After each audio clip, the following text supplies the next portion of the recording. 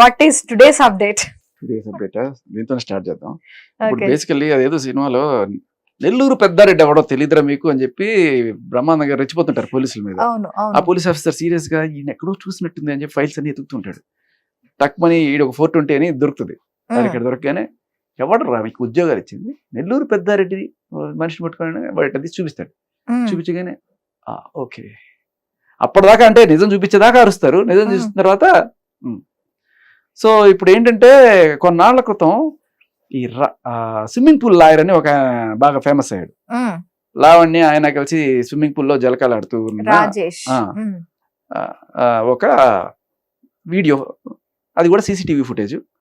అది ఎక్కడ రాజ్ తరుణ్ విల్లా కాబట్టి ఆయనకి సొంత విల్లా కాబట్టి ఆయనకి యాక్సెస్ ఉంటుంది. మేబీ ఎవరో ఆయన శ్రేయోభిలాష్ లో ఎవరో తీసి చూడండి సార్ ఈవిడ చేసే అరాచకాలు రోజు చూడలేకపోతున్నాం అని చెప్పి పంపించారు. మొత్తానికి అది బయటకు వచ్చేసింది.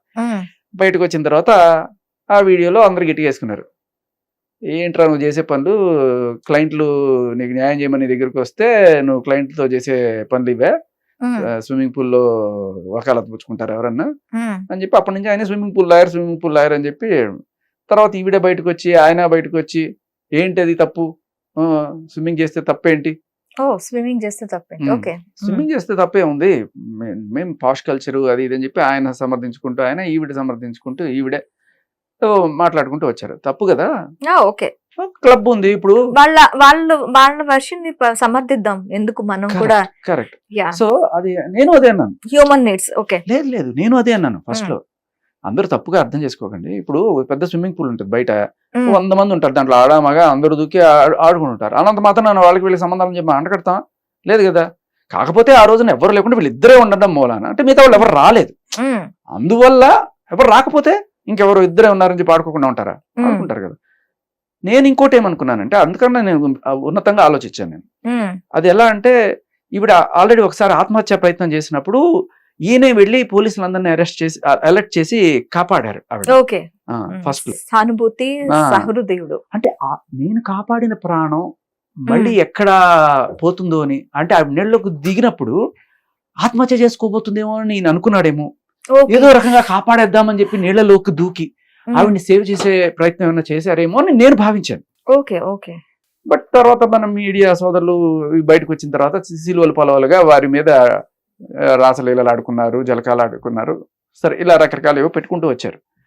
సరే నేను కూడా ఈరోజు సరే ఏదైతే అయింది అనుకున్నాను. పాప ఆ ఫుటేజ్ ఎలా బయటకు వచ్చిందంటే ప్రధానికి శేఖర్ భాషని లింక్ చేస్తారు కదా. నేనేం చేస్తాను, అక్కడ కెమెరా పట్టుకుని తిరుగుతుంటానా, ఎదో పనులు చేస్తున్నప్పుడు అది సీసీటీవీ ఫుటేజ్. ఎదో పనులు చేస్తున్నప్పుడు ఇది ఎదో పని అనుకున్నప్పుడు చుట్టుపక్కలకి రగిలినప్పుడు వాడు ఏం చేస్తాడు చూడండి అని చెప్పి వాళ్ళకి వీళ్ళకి పంపిస్తాడు. ఎవడన్నా గట్టిగా మాట్లాడంటే వీడికి పంపిద్దాం, వీడు చూపిస్తాను చెప్పి నేను పంపించినప్పుడు కూడా తప్పుగా అర్థం చేసుకోకండి. వారు ప్రాణాన్ని సేవ్ చేయడానికి దూకినట్టున్నారు, మీరు తప్పుగా అర్థం చేసుకున్నారు. కాకపోతే దూకే ముందు షర్టు ప్యాంటు తడిసిపోతాయని ఇప్పి దూకారు, మీరు దాన్ని తప్పుగా అర్థం చేసుకున్నారని చెప్పాను. తర్వాత ఇదే విషయం మరి బయటకు వచ్చిన తర్వాత మస్తాన్ సాయికి కూడా తెలిసింది.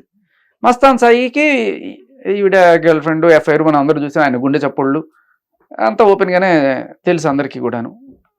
ఇప్పుడు ఆవిడ కూడా ఏమి కాదనేది లేదు, ఓపెన్ గానే చెప్తుంది నేను అందుకు చేశాను ఇందుకు చేశాను అని చెప్పిన రిలేషన్లో ఉన్నమాట వాస్తవం. ఇప్పుడు ఈ మస్తాన్ సాయి ఈయన ఫోన్ చేశాడు, ఏమయ్యా నువ్వు చేసే పని, క్లయింట్ కదా నీకు, నువ్వు న్యాయవాది ఉన్నత దీంట్లో ఉన్నావు, అమ్మాయి నీకు రాఖీ కట్టానని కూడా చెప్పింది కదా, మీరు చేసే పని ఏంట్రా నువ్వు చేసే ఏదో పనులు అని చెప్పి గట్టిగా వేసుకున్నట్టున్నాడు మస్తాన్ సాయి.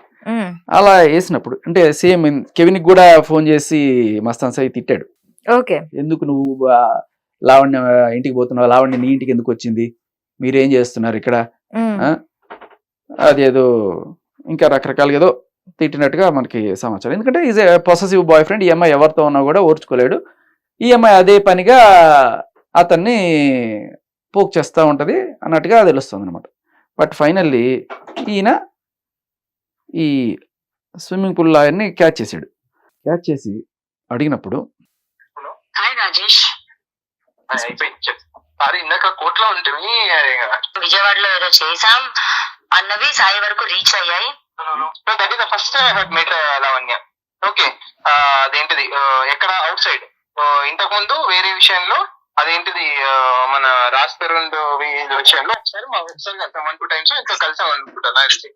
అప్పుడు విజయవాడ వచ్చాక వి హ్యాడ్ కిరణ్ గారు అదేంటిది హోటల్లో బుక్ చేసిండు, అంతే అదేంటి towards Amaravati side high court side Chintu వాళ్ళ ఫ్రెండ్స్ కలిసాం యాక్చువల్ గా అని చెప్పేసి వచ్చేసినాక నేను ఇంతకుముందు యాక్చువల్ గా అదేంటిది మేము 2 times అదేంటిది స్విమ్మింగ్ వెళ్ళాము. నాకు ఇంతకుముందు హైదరాబాద్ జవహర్లాల్ యూనివర్సిటీ మాకు పాష్ కల్చర్ ఉంటది. యాక్చువల్ గా మేము నైట్ 3-4 గంటల వరకు బయట అమ్మాయిల అబ్బాయిలు కలిసి తిరుగుతాము.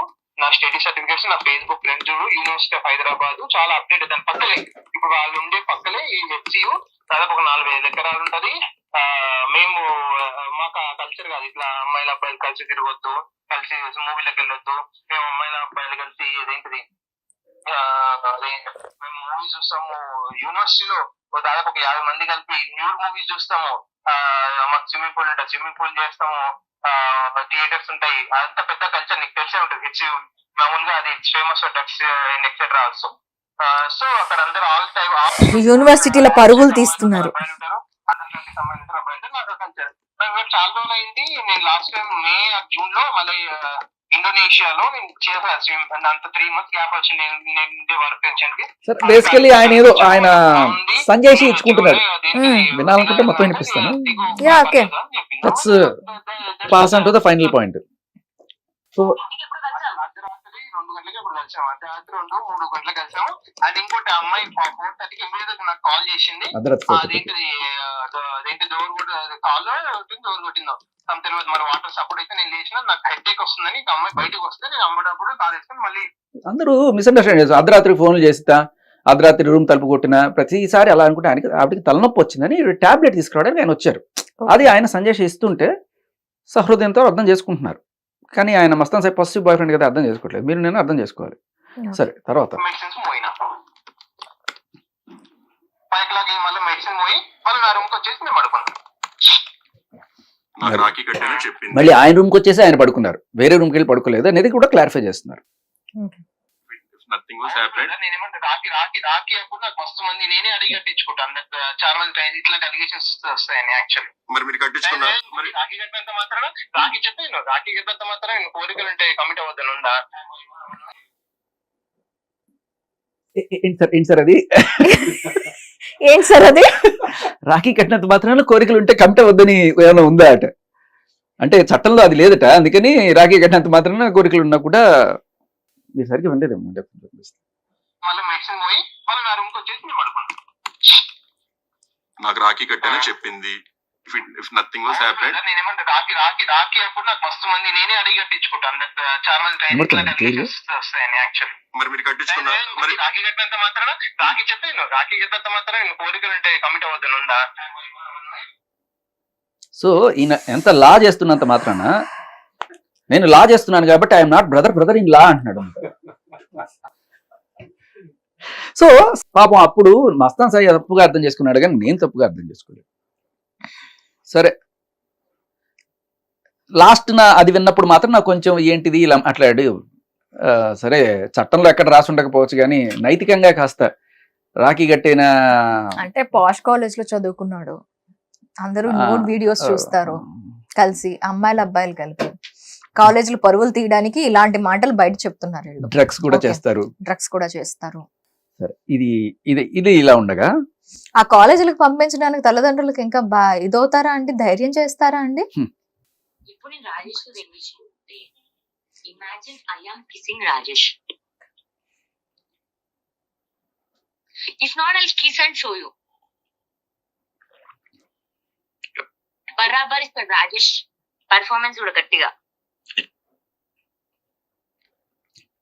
పెర్ఫార్మెన్స్ గట్టిగా ఇస్తారంట. అంటే ఆయన లా పెర్ఫార్మెన్స్ గురించి లాయర్గా తన పెర్ఫార్మెన్స్ గురించి మాట్లాడుతున్నారని నేను ఒక సహృదయంతో అర్థం చేసుకుంటాను ఆ ఒక్క విషయం. కానీ అంతకు ముందు మాట్లాడిన విషయాల్లో దీంట్లో కోయిన్సైడ్ అవ్వట్లేదు.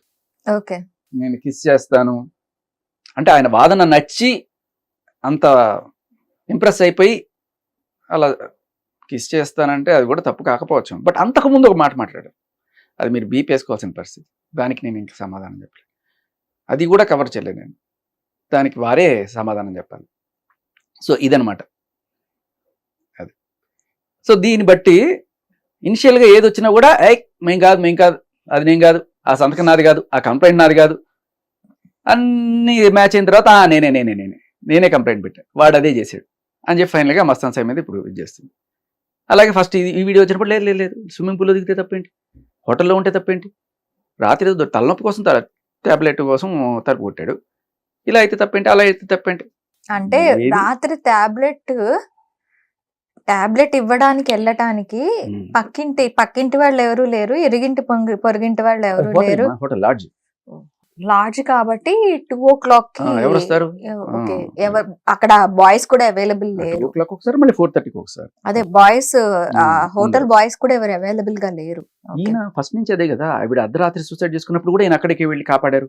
అవును, అర్ధరాత్రిలో ఈమె సూసైడ్ చేసుకుంటుంది. తర్వాత మళ్ళీ పొద్దున్న 5 గంటలకు ఇప్పుడు కాదు పొద్దునైనా మధ్యాహ్నం సాయంత్రం స్విమ్మింగ్ పూల్ లో దిగారు. ఒకసారి మనకి వీడియో వచ్చింది, బట్ రెండోసారి కూడా ఇంకో వీడియో 2 సార్లు దిగామని చెప్తున్నాడు ఆయన.